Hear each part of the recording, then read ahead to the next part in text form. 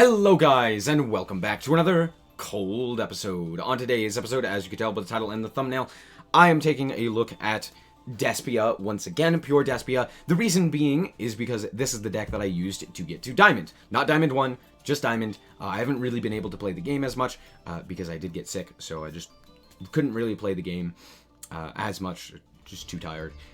But with that being said, I have changed up my pure Despia build. As you can see, we're now running 45 cards.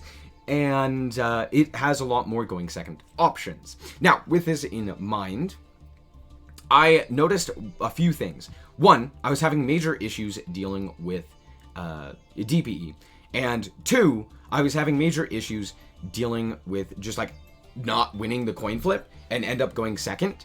And I was like, okay, what I'm going to do is I'm just going to increase the number of Albaz as well as Ecclesia, because those are two really solid cards for just like board breaking, as well as increasing the amount of imperms that I am playing. I literally just one more Albaz, one more Ecclesia, one more imperm, because originally I was playing 42 cards and now I'm playing 45. So those are the only cards that I increased, and then yeah, it just allows us to have a good going second as well as going first build. I did notice sometimes going first I did end up bricking on a lot of going second options, but the thing is, it oftentimes just didn't matter, because if I had enough going second options, my opponent just kind of like folded to them. So there's that. Other than that, it's pretty much the same, and I just had a couple of really cool duels that I wanted to show you. So let's hop into those and see how this goes. Alright, so I had a lot of duels that were pretty interesting, but this one was probably my favorite, and you'll see why in a second. Well, throughout the match. But my opponent is playing Sky Striker, and they get to go first. Not a whole lot that I can do. Ash Blossom is a pretty mediocre card against this deck. But I let it go through because I'm like, well, I kind of want to Ash that Engage that I know that they're getting instead of, you know, the Shizuku. Realistically, I probably should have Ashed it, given the fact that I have 2 called buys, which means most likely my opponent has some sort of hand trap, could be an Ash, and I could have 2 called by it, which means I won't have it available on my turn. But yeah, all in all, I'm like, I'm gonna get greedy and try and Ash, or try and Ash the Engage. Turns out they do have the Ash, which means I'm going to have to call by it because I do need this Fright for Patchwork to go through. I did contemplate whether or not I wanted to just let it get negated, because then I could keep my Ash Blossom around, which in all honesty probably was the better option, to be fair. But I decided against it. And we're just going to call it by the Ash so that we can grab the extra advantage. But now, had I not done this, I would have had an additional called by in my hand, ready to go if they had something else that could potentially deal with this. But we do have to call by the Ray, and then we're just going to attack in over the Shizuku with our Albaz, and then I'm actually going to use this polymerization in order to go into a Mud Dragon of the Swamp. The reason for this is because all of the Sky Striker spells and traps specifically target, and Mud Dragon is untargetable, and 1900 is very difficult for this deck to deal with. So they're going to engage, can't Ash it, makes sense. They're going to grab up the multi-roll, they're going to send away the Shark Cannon, and then they're going to banish our Albaz, which sucks, but not a lot that we can do. They're going to normal summon the Rose in order to go into Kaigari to add back the Engage. Hooray that Engage is not a hard once per turn, because reasons. They're going to grab up the Widow Anchor, and then they are going to go into Hayate. They're going to go to battle phase, they're going to attack in, then they are going to send a Ray, and I'm like, okay, that's fine. And then I realize why they sent it, which is they have a Monster Reborn. This is very problematic for us because, well, play the stupid animation, no one cares. Out comes Verte Anaconda. Of course they have DPE, so yeah, now we have to contest a DPE. Which can actually out our Mud Dragon. So they deal with the Mud Dragon, and they're going to set a whole bunch of cards, notably the Engage, the Shark Cannon, and the Widow Anchor, all of which we know. Sorry, I'm still sick, so I just had to cough there. But we drew Foolish Burial, which is absolutely crazy good for us, because we can pitch the Tragedy here to search for Aluber. Then we can go for the Fright for Patchwork, and we get the Polymerization as well as the Edge Imp Chain to our hand. We're going to then use Polymerization in order to go into Despia Q. The reason I do this is, one, because if they end up popping our Q, we can special summon out an Aluber and get its effects, And 2, we know that they have the Widow Anchor, so there's no real point in normal summoning the Aluber here, because it would just be negated, right? Whereas if we go for a Q here, we can at least, you know, put a body onto our side of the field, and if we end up going to the end phase, you know, at the very least, we have floating, right? We can at least float. We could potentially go into Dramaturg and stuff like that. We do go for the Edgem Chain, and luckily, they actually activate their own DPE. So I'm going to go for the Fright for Patchwork here, and they are going to, or sorry, we're going to float into the Aluber, and they are going to activate their DPE. And of course, Aluber gets negated on summon, but we're going to normal summon that Ash Blossom. Turns out it was a good thing that we didn't actually use it, and go into our own DPE. Now, this is very, very solid for us. Reason being is because in DPE duels, you actually want less cards on your side of the field. Which sounds weird. Well, I should say, specifically against Sky Striker, you want to kind of have only the DPE on your side of the field. Reason being, they can't really activate anything such as Engage or, well, mostly a lot of their spells. They can't actually activate them because they have a monster in their main monster zone. So, what they need to do is activate their DPE, which means you can chain in response. You know what? I'll just show you. So first of all, I'm going to snipe their Shark Cannon and deal 25. Hip hip hooray. They're going to go multi-roll, grab it back the Widow Anchor, and pass the turn. So we know that they have Engage, they have Widow Anchor, and that's about it. Out comes the DPE, and they are immediately going to activate their DPE. Now the reason for this is because they literally cannot activate any of their spells without this. So, in response, I will activate my DPE, and I get to pop 2 cards, one on my side of the field, the DPE, and one on their side of the field. Now, they still have to activate and resolve their DPE, because they can, meaning they have to pop 2 of their own cards. So, they pop the DPE and the Widow Anchor, activate the DPE, I activate my DPE, and then they scoop it up, realizing that their top decks are significantly worse than mine, and the fact that basically they can't do anything while the DPE is on their side of the field, while I actually can do stuff with the DPE still on my side of the field, means that I'm actually in a far better situation than my opponent. So, all in all, it does make sense why they scoop, and depending on what the rest of their hand was, it could have been pretty bad. So, all in all, makes sense, but yeah, dueling DPEs. Alright, so this one also wasn't against the toppest of tier decks, but it was very funny. And share if you play. Share if you play. Also, this is something hilarious that they do. For some reason, they set to activate Lord of the Heavenly Prisons and then activate Card of Demise.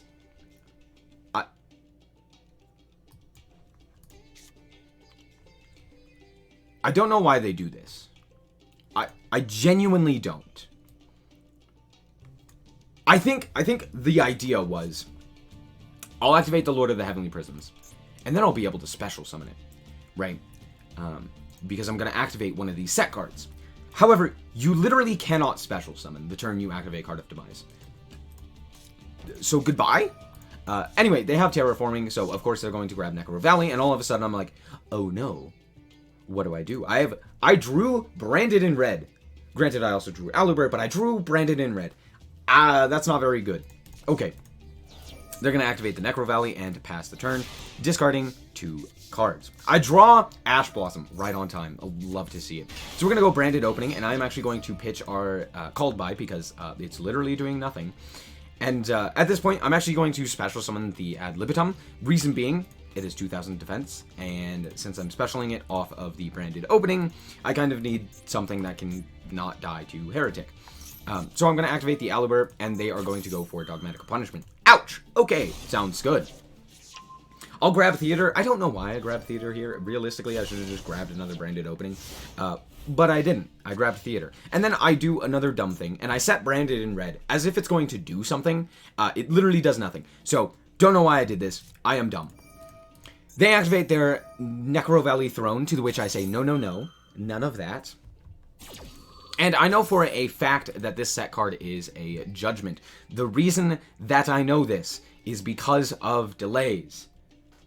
I'm not really going to explain it, but basically, when I summon a monster, there's a delay before I get the activation on normal summon, right? So I normal summon the Aluber, delay, meaning something can negate the summon, right?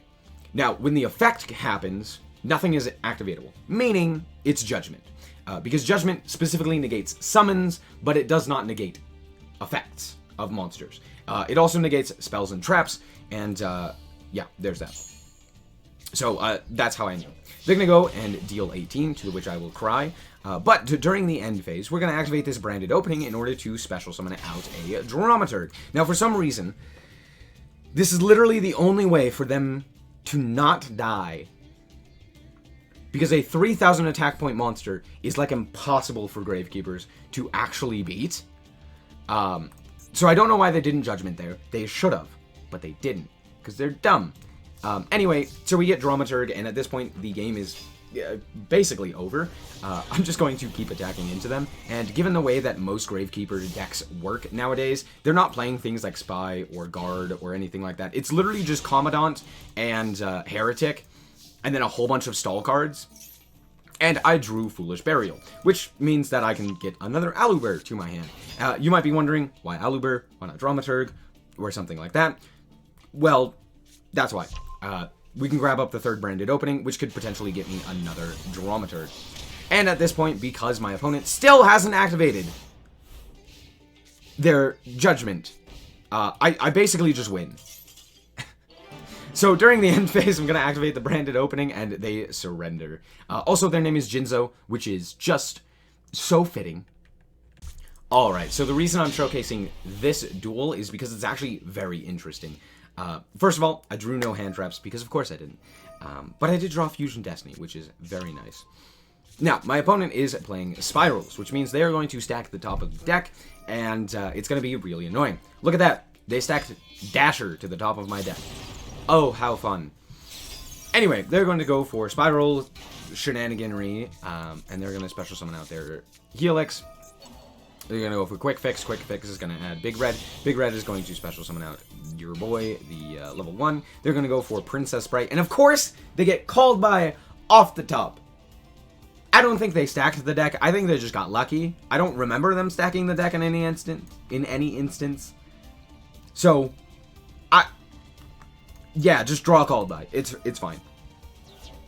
Anyway, they're going to discard a card in order to special summon out the Quick Fix. Quick Fix is going to search out the Gear.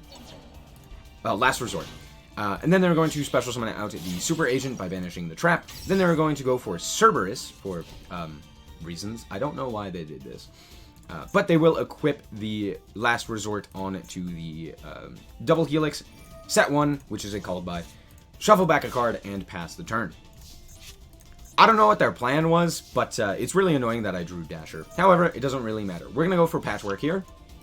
We're going to add the Polymerization and the Edge Chain. We're going to go for the Polymerization. We're going to polymerize into Despia Queritus. Queritus. They're going to call it by, of course, our Tragedy, which is fine. Not the worst, but not the best. But we're going to activate Q here. We're going to go for the Fusion Destiny. We're going to go for DPE. Luckily, he didn't know that we already had the Fusion Destiny in our grip, which feels bad for him. We're going to attack in with the DPE, and then we are going to pop the Last Resort because it protects them from being destroyed by battle, and I really want to destroy this Double Helix. We're going to set the called by and pass the turn. Out comes the DPE, and I'm immediately going to fire off the effect in order to deal with the Resort, because adding a Spiral monster to your hand is pretty crazy. Now, what I should have done is I also should have called by this, like, in the standby phase, just so that it doesn't get the effect. However, instead I called by the Double Helix, which is probably better, to be fair, and yeah, that forces my opponent to scoop. Not having Double Helix on that turn basically means they can't do much, so there you go. Now, the rest of these duels are against top-tier strategies. This one is Sword Soul. However, we drew 3 hand traps, and 3 really good hand traps. So I'm going to Ash Blossom my opponent, and they will go, okay. They're going to activate their Emergence, grab up the Long One. Long One effect is going to activate. I'm going to pitch the Maxi, and alright, it resolves. I get a +3, basically, for free. And of course, I draw Dasher. Dasher is glued to my grip 100%. They go for the Baron and the Fusion Destiny, which is absolutely terrifying, until I draw this card in particular. Super Poly just, like, wins me this game. I can normal summon the Tragedy, Super Poly, the DPE, and then just win the game from there. And I draw a Polymerization. How nice. So first and foremost, I have to activate the Imperm, negating the effects of the Baron. Then we go for the normal summon and fusion summon of our Despian Q. We're going to search out the Aluber, and at this point, the game is basically over. It's just, yeah, how do I want to do this, basically? So we're going to activate the Q. We are going to put this guy to 0. They were going to activate Solemn Judgment on our Polymerization. Now, I understand why they do this, because allowing me to get another fusion onto our field is not something that they want. But the thing is, their Baron is going to die, 100%. And now they put themselves to lethal to, like, anything. Like, if I had a branded opening, which I haven't activated thus far, or if I had Theater, or if I had another Polymerization, which, I mean, they've already seen one, or if I had Fusion Destiny, or if I had a myriad of different things, they die. This is the worst decision that they could have made, and I punish them. DPE is a good, fair, and balanced card. Now, granted, that was me going second with 3 hand traps, so what does it look like going first with 3 hand traps? Let's find out. So I actually drew double Ash Blossom and Imperm here, and I'm going to search out our Theater. Luckily, nothing happens. Fantastic. We're going to go Theater. We're going to... Oh, there comes the Maxi. It's fine. We're just going to Ash Blossom them. So we are going to fuse into a Masquerade, and then we are going to search out the Aluber as additional follow-up, set the Imperm, have the Ash Blossom, and pass. They're going to activate Pot of Desires, to which I will say, no, no, no, I don't like you. No Pot of Desires. And then they will special summon out their Turquoise Warbler, normal summon Nerval, and Exi into Promenade Thrush. Now, if you don't know what this card does, it shuffles a card your opponent controls into the deck. However, this card is terrible. Because shuffling a spell or trap... Sorry, I should specify. It is a spell or trap. Because shuffling a spell or trap into the deck is so mediocre. Like, it genuinely is not worth it 90% of the time. Okay? It would have been better had they just gone for the search and tried to search. Right? To get additional follow-up. Or they could have also gone for the one that attacks directly, or they could have gone for the one that bounces special summoned monsters. Any of these would have done. All of them would have been better. Promenade Thrush is normally not played in this deck. However, it's played in this one. I will end up imperming this just because I can. However, they are going to Nerval in order to add Fractal here. Now, they make another mistake because they are a Tri-Brigade player and don't know how to play the deck. They're going to activate their Fractal, which will then send the Kit, which will then send a Nerval, which doesn't do anything. Then they will attack in, deal 2,000 damage to themselves, putting them extremely low, and make a Zeus. They're going to activate Zeus. Now they're on 2,400 life points. I am going to get my field wiped. However, we do get to special summon out the Aluber, and during the end phase, I'm also going to special summon out the Masquerade. Reason I special summon out the Masquerade is because I don't know what that set card is. It could be something like a Judgment, which, if it is, I would much rather them not use it on a Masquerade summon. Because I want all of my summons to go through, obviously. But I am just going to immediately link into a Predaplant Verte Anaconda. I am going to change this guy's attack, or this guy's attribute to Dark, because I'm like hoping that this is like an Imperm or something, and they're gonna use it just like because they're scared of something like a Super Poly. I just go for the Fusion Destiny. It just makes the most sense. Yeah, so we're going to go for that. We're going to go for Tragedy. We're going to banish in order to set back our Despia Theater. We're going to activate the Theater, normal summon the Aluber. Aluber is going to search for the Branded Opening. We're going to activate Branded Opening, and down comes I.O. At this point, I realize, okay, the game is sealed. I can just pop the Verte, pop the Zeus, and proceed to the battle phase. I can let this get negated. That's fine. End of the game. Good game. Alright, and this one is once again against Sword Soul, going second. However, I drew Nibiru. Happy day. So my opponent is going to normal summon Taya, set 2 and pass. So, a few things we can immediately identify with this board is my opponent has Blackout. 100% it is a guaranteed, reason being, otherwise they would not have normal summon to Taya. There is no point for them normal summoning anything if they do not have a combo line. So this is a rare occurrence where Sword Soul actually doesn't have anything. So this Nibiru actually ended up not doing anything. So we have a phenomenal hand other than that. So I'm going to start off with the normal summon of Aluber. It's most likely going to fetch something, and there comes the Imperm. I figured one of these was an Imperm, one of them is a Blackout. That is the assumption that I'm working with. So, Blackout notably does target, so we're going to try and make an untargetable monster here. So we're going to special summon out our Dramaturg, and we're going to search with our Tragedy in order to grab the Ad Libitum. We're going to activate our Polymerization in order to fuse into El Primero. The first Dark Lord has arrived, and at this point, I'm basically sealed. As long as I don't special summon more than 4 times, I should be fine. I am a little scared of a Nibiru in their hand, just given the fact that, like, they have 2 cards that are unknown in their hand. And I never actually special summoned 5 times, so I don't know. But, yeah, we're going to set the called by, and after battle, dealing a whole bunch of damage, just pass the turn. They're going to go for a Vishada here, to which I'm like, oh, okay, that's fine. I actually activate the first Dark Lord here in order to special summon out the Aluber, in order to grab a Branded in red as additional follow-up. They're going to go for a Monk of the Tenyi, and I'm like, okay, that's fine. They're going to then try and bounce with Vishada. I think they still hadn't realized why they weren't able to activate either their Blackout nor their Vishada in order to target a monster, and it's because of this guy. So, yeah, they're going to activate it in order to try and return the called by. I'm just going to call by their Taya so that they can't activate it. They're going to walk in, and at this point, the game is sealed. So, yeah, I'm going to normal summon the Aluber, I'm going to search out the Theater, and then I'm just going to activate the first Dark Lord, activate the effect of Ad Libitum, boost everything up, and attack it in for well over lethal. Good game. Now, I actually think that this deck is pretty nice in a best-of-1 format. It would be much different if we were playing, like, best of 3s, just because, like, I wouldn't be playing a lot of the going second options, or more specifically, I wouldn't be playing things like the Fallen of Albaz and the Ecclesia in the main deck. These would probably be put into the side deck. But, alas, because it is a best-of-1 format, I kind of have to play all of these ridiculous cards, like Harpy's Feather Duster and the like. So, all in all, though, I think this deck is very, very solid. It does have pretty weak going first boards that are easy to deal with. However, it's still very difficult to deal with the follow-up that comes from the turn 1 board. Oftentimes you are able to search off of like a Tragedy or something like that in order to get additional follow-up, or an Aluber or what have you, just so that you do have something like a Branded in red or a Branded Opening as additional follow-up.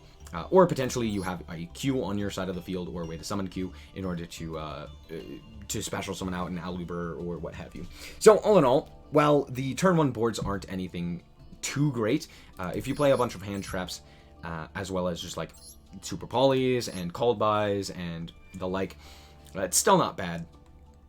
And this deck actually does very, very well going second as well. Being able to like drop an Ecclesia to basically force out a negate because of Fallen of Albaz is very nice, as well as just having, you know, a whole bunch of other going second options like the Super Poly, like the Imperm, like the Called By, or sorry, like the Nibiru, like Harpies. All of that is just very good, and this deck overall is very nice at just dealing with pre-established boards, thanks to this card in particular. So all in all, I like the deck. I think it functions very well, and yeah, I made it to Diamond finally. So yeah, that's going to be it for this episode. I hope that you guys did indeed enjoy it. If you did, a like is very much appreciated. And if you want to check out more content like this, as well as more Yu-Gi-Oh!, then just be sure to subscribe. Anyway, thank you guys so much for watching, and remember to always stay frosty. Bye-bye.